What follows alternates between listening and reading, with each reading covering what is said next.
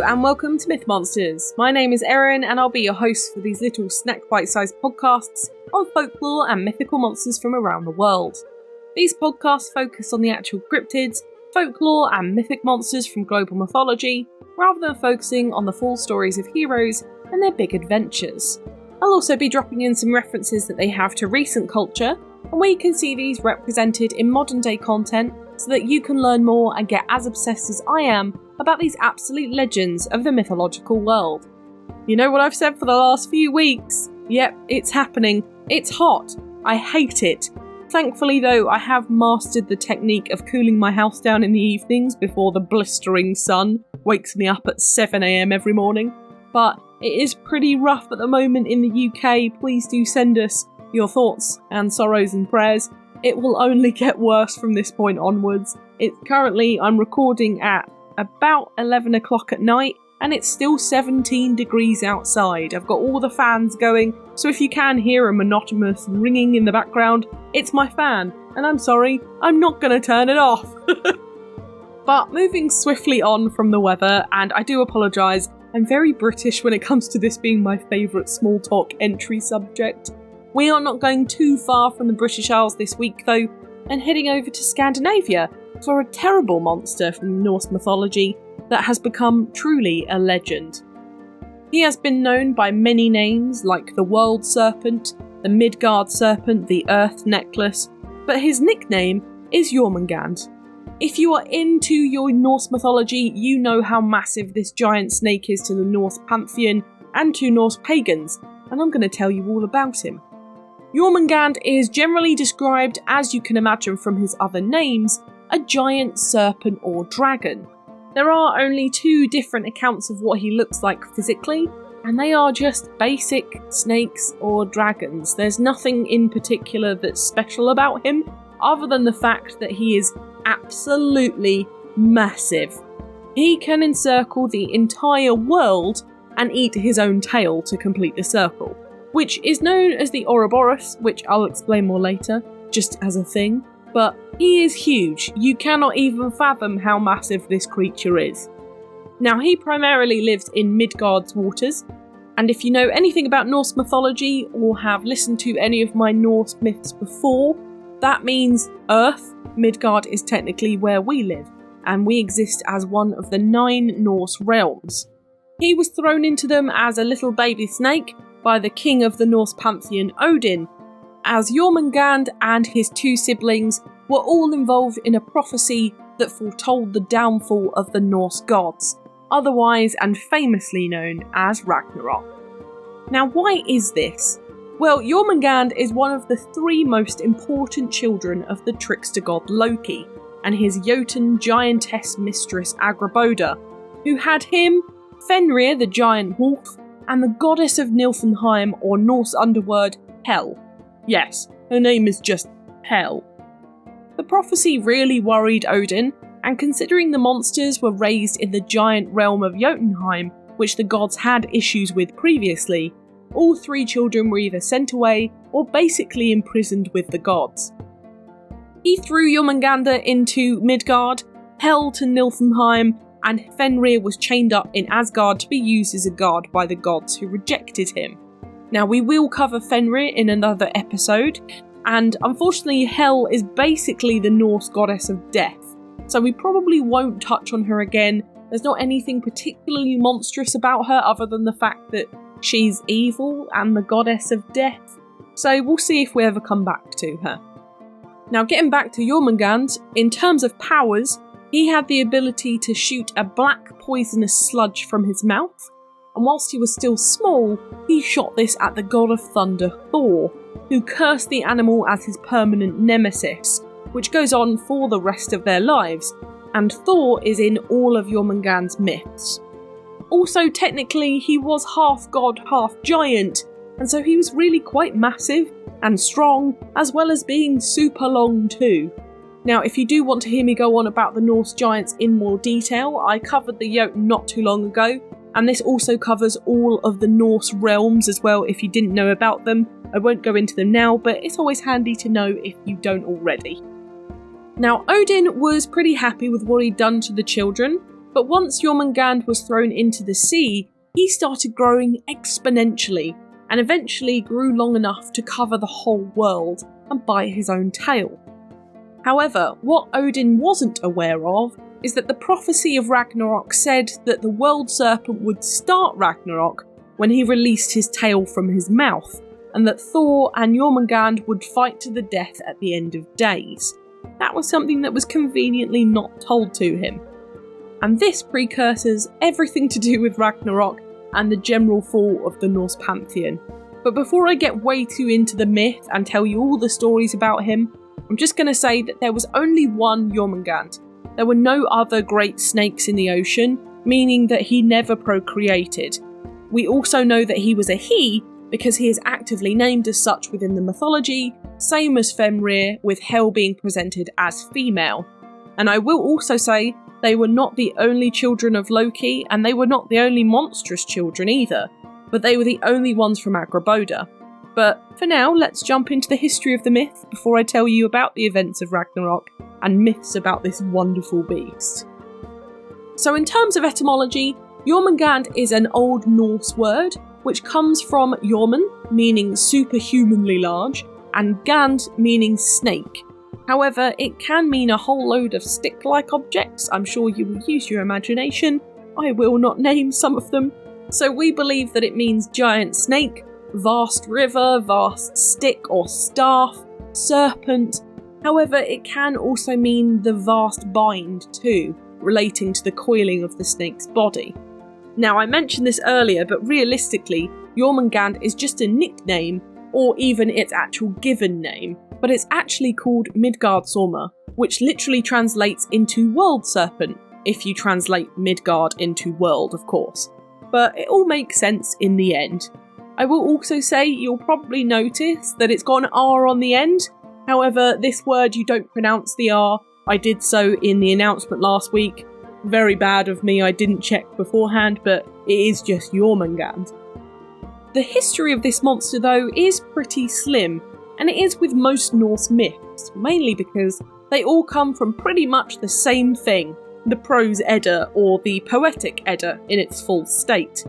This is one of the only texts with details on Norse mythology, and we know it dates back to around 1200, which is pretty old, if you can imagine that. Within this, there are 3 myths that Jörmungandr features in, and I will leave Ragnarok till the last so that you know how this story ends chronologically within the myths. It wouldn't make sense for me to finish Ragnarok first before you know about any of the others, considering it is technically the end time. The first myth is of his creation and banishment into Midgard, as well as his massive growth within the seas. However, the first proper written myth that he's in is quite a silly story. As a precursor to all stories within Norse myth, most of the Norse gods are quite overly confident, and when the giant king Utgardr Loki, with no connection to the god Loki by the way, challenged the gods to a contest of godly nature within his epic teleporting castle. The gods were super happy that they finally got to track this guy down. He had a literal teleporting castle, and they also really love a challenge. So they go and they are set impossible tasks, even for a god. Thor specifically is given the task of drinking all the ale from a goblet. However, he finds that the goblet is never ending and he fails. He then is asked, and this is very important, to lift a cat off of the ground. But when he goes to pick the cat up, the cat continuously stretches and he only manages to get one paw off the ground. After the gods have been adequately humiliated and humbled, the Giant King confesses that they were all tricked. Thor was drinking from the ocean with the never-ending goblet, and actually nearly drained all the water from the earth whilst doing so. And the cat, well, it was Jörmungandr in disguise, and Thor managed to pull it up so high out of the ocean that the serpent was dangling in the sky. And of course, considering the size of this beast and the fact that he could wrap his tail around the entire world, you can imagine what a sight and a feat that was. Utgardr Loki then says that it was a mistake to allow the gods to find him, and swears to never appear to them again, and he doesn't, but it is a fun myth. The second is Thor's fishing trip. Now, when Thor went fishing with the giant Hymir, Hymir refused to bait Thor's line, and so Thor decided to behead Hymir's best ox and use this instead, obviously annoying the giant in the process. Hymir ends up catching 2 whales with his bait, and Thor asks him to go out a bit further so that he can use the ox head with much better prey, with his super strong line and rod.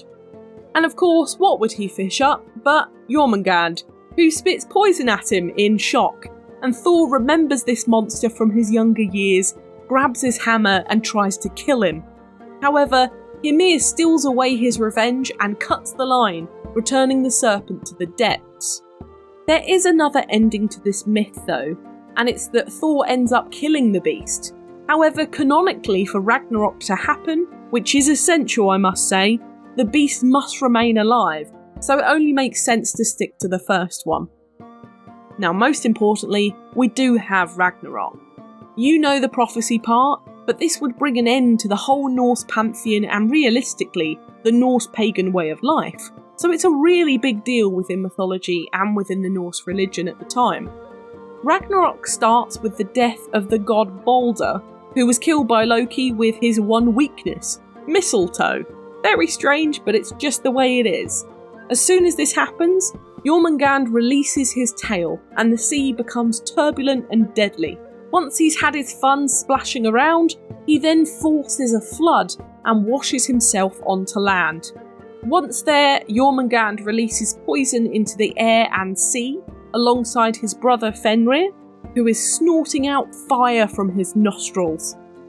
But they are then joined by their sister and her pet hellhound Garm, as well as the Jotun from both Jotunheim and Muspelheim, the realm of fire, to confront the gods in the plains of Vigrid, which is apparently an island, but I can't find any information on where in the realms or on Earth it might be.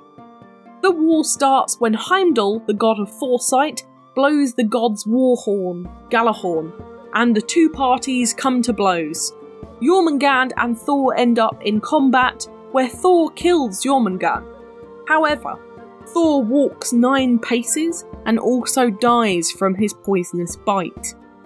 Odin dies to Fenrir, Loki is killed by Heimdall, Tyr, the god of heroes, is killed by Garm, and Frey is killed by Surt, the leader of the fiery giants from Muspelheim, leaving the Norse pantheon in tatters. The world is then covered in darkness, with no stars or sun, only to rise once more with the resurrection of Balder, the god of light and beauty from the beginning, resurrecting into a new world as foretold. And this is how we explain the decline in Norse paganism from this point onward, and the lack of belief within these gods, the idea that they'd all been killed off and just replaced with the one who walks among us all. The pantheon is no more, and we continue to live life just as humans. But that's the end of our monster, and the whole Norse pantheon within myth. It's a great story. However, I did mention Ouroboros earlier, which I said I would get back to. The Ouroboros is an ancient symbol, actually dating all the way back to ancient Egyptians, which is a serpent or dragon eating its own tail. It represents the eternal cycle of life, death and rebirth, which makes sense with our monster, who also represents life, death and rebirth through its purpose in Ragnarok. And remember that Ragnarok was always destined to happen as prophesized, so Odin realistically was only delaying the inevitable when he discarded Loki's 3 children. But the Ouroboros is a really important symbol for this monster, and for its importance within Norse mythology too. This symbol is still really commonly used in the modern day. It's in heraldry, you can also see it on coat of arms, but it is most commonly just used as a symbol, but it is certainly a powerful one. Lastly though, there are loads of really godly snakes like this within world mythology. Another one we'll cover at some point will be Apep, who is the equivalent in Egyptian myth and is the god of death and chaos. In contrast, we also have the rainbow snake in Aboriginal mythology, who is the creator god. And most similar to Jörmungandr is Quetzalcoatl from Aztec mythology, who embodies those Ouroboros values of life, death and rebirth. And of course, we'll cover all of these in good time, and they are all technically gods, but I do think they're snaky enough to get away with as monsters too. And realistically, most ancient gods are monsters in the most literal way. These ones just also inhabit a monstrous body, so it kind of works. Now, onto modern media. There are surprisingly few bits on Jörmungandr in modern media, to be honest. I was actually really shocked in comparison to his popularity. So I've put the few he was in here, but there are also some big godly serpent references too. For art, you can have a look at some classic portraits, such as Thor battering the Midgard serpent by Henry Fuseli from 1790, Thor and the Midgard serpent by Emil Doppler from 1905, The Children of Loki by Willy Pagani from 1920, Jörmungandr in the Sea during Ragnarok by Louis Moe from 1898, and lastly, Thor lifts Jörmungandr disguised as a cat by Lorenz Frölich, which I can't find the date for, but is possibly the funniest picture you'll ever see of someone trying to lift a cat. But there are some really cool adaptations of this independently, so please go and check that out. They do look awesome. In movies, we have Ragnarok, Thor Ragnarok, The Cabin in the Woods, Gods of Egypt, King Kong, The Lair of the White Worm, The Snake Beast, and Aladdin. For TV, we have DuckTales, Vikings, Final Space, Ninjago, Hercules The Legendary Journeys, Avatar The Last Airbender, and Conan the Adventurer. In video games, we have ones such as Jörmungandr, God of War Ragnarok, Vikings, Sekiro Shadows Die Twice, Elden Ring, Horizon Forbidden West, Shin Megami Tensei, Shadow of the Colossus, Pokemon, Monster Hunter, The Legend of Dragoon, Odin's Sphere, Valkyrie Connect, Assassin's Creed Origins, Smite, and Magicka. My book recommendation this week is for Tales of Norse Mythology by Helen Gerber for some really great Norse stories and the most beautiful hardcover book you'll ever see, or Neil Gaiman's Norse Mythology because he's a fantastic writer and it's a great book on everything Norse myth. He is my Stephen Fry equivalent in this Norse space. Now it's time for Do I Think They Existed? I'll be honest with you, and you know what I'm going to say. It's a maybe for this one. I'm not saying that I believe that Ragnarok is yet to come and all of the godly mythology attached to him is still there. I am saying that there could totally be a possibility of a giant sea serpent encircling the world, and I'm not okay with it. If I really envisage this, really feel it, I can feel myself getting a little bit anxious about the idea of going into water and seeing a completely unfathomably large sea snake. And it's not like I'm in water right now, I'm just freaking out even thinking about it. But then again, as you all know if you're a long-term listener, I'm a massive wimp when it comes to even normal water creatures, so it's not much of a surprise. I really love this monster though. The concept that it's almost like a serpent ticking time bomb for the Norse gods really interests me. And honestly, I've never really looked into Ragnarok as a thing properly until this episode, so it's always really nice to come away learning something, and it also gives massive vulnerability to the Norse gods as well, which is something you don't really see from other pantheons. So it's super interesting. I really recommend everyone have a little look into this. But what do you think? Is Jörmungandr still swimming around the world's oceans? Let me know on Twitter, I would love to know what you think about this one. A legendary monster for you this week. It was such a joy to cover this one. He's such a cool monster. And you know what? It's really funny to compare episodes week to week and see how much content exists in one compared to another monster. We got at least 20 minutes out of this one.